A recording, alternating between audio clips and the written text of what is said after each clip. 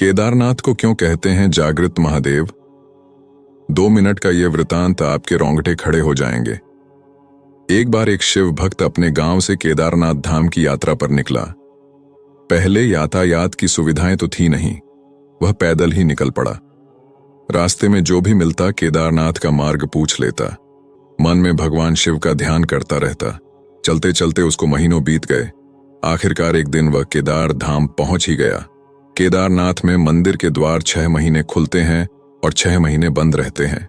वह उस समय पर पहुंचा जब मंदिर के द्वार बंद हो रहे थे। पंडित जी को उसने बताया वह बहुत दूर से महीनों की यात्रा करके आया है। पंडित जी से प्रार्थना की, कृपा करके दरवाजे खोलकर प्रभु के दर्शन करवा दीजिए। लेकिन वहां का तो नियम है, एक बार बंद तो बंद, नियम तो नियम होता है। वह बहुत रोया, बार बार भगवान शिव को याद किया कि प्रभु बस एक बार दर्शन करा दो।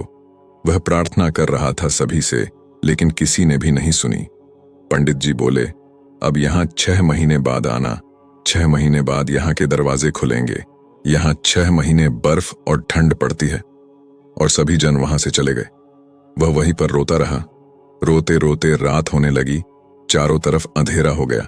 लेकिन उसे विश्वास था अपने शिव पर कि वो जरूर कृपा करेंगे। उसे बहुत भूख और प्यास भी लग रही थी। उसने किसी की आने की आहट सुनी।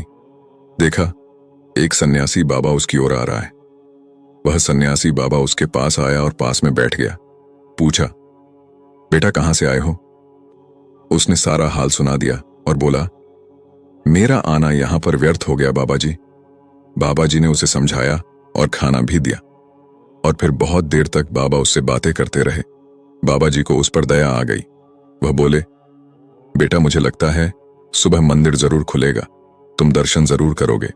बातों बातों में इस भक्त को न जाने कब नींद आ गई। सूर्य के मध्यम प्रकाश के साथ भक्त की आंख खुली। उसने इधर उधर बाबा को देखा, किंतु वह कहीं नहीं थे। इससे पहले कि वह कुछ समझ पाता, उसने देखा पंडित जी आ रहे हैं अपनी पूरी मंडली के साथ। उसने पंडित को प्रणाम किया और बोला, कल आपने तो कहा था मंदिर 6 महीने बाद खुलेगा और इस बीच कोई नहीं आएगा यहाँ, लेकिन आप तो सुबह ही आ गए। पंडित जी ने उसे गौर से देखा, पहचानने की कोशिश की और पूछा, तुम वही हो जो मंदिर का द्वार बंद होने पर आए थे, जो मुझे मिले थे? 6 महीने होते ही वापस आ गए। उस आदमी ने आश्चर्य से कहा, नहीं, मैं कहीं नहीं गया। कल ही तो आप मिले थे, रात में मैं यहीं सो गया था, मैं कहीं नहीं गया। पंडित जी के आश्चर्य का ठिकाना नहीं था। उन्होंने कहा, लेकिन मैं तो 6 महीने पहले मंदिर बंद करके गया था और आज 6 महीने बाद आया हूं। तुम 6 महीने तक यहां पर जिंदा कैसे रह सकते हो? पंडित जी और सारी मंडली हैरान थी। इतनी सर्दी में एक अकेला व्यक्ति कैसे 6 महीने तक जिंदा रह सकता है? तब उस भक्त ने उनको सन्यासी बाबा के मिलने और उसके साथ की गई सारी बातें बता दी कि एक सन्यासी आया था, लंबा था, बड़ी बड़ी जटाएं, एक हाथ में त्रिशूल और एक हाथ में डमरू लिए, मृगशाला पहने हुआ था। पंडित जी और सब लोग उसके चरणों में गिर गए। बोले, हमने तो जिंदगी लगा दी, किंतु प्रभु के दर्शन ना पा सके सच्चे भक्त तो तुम हो। तुमने तो साक्षात भगवान शिव के दर्शन किए हैं।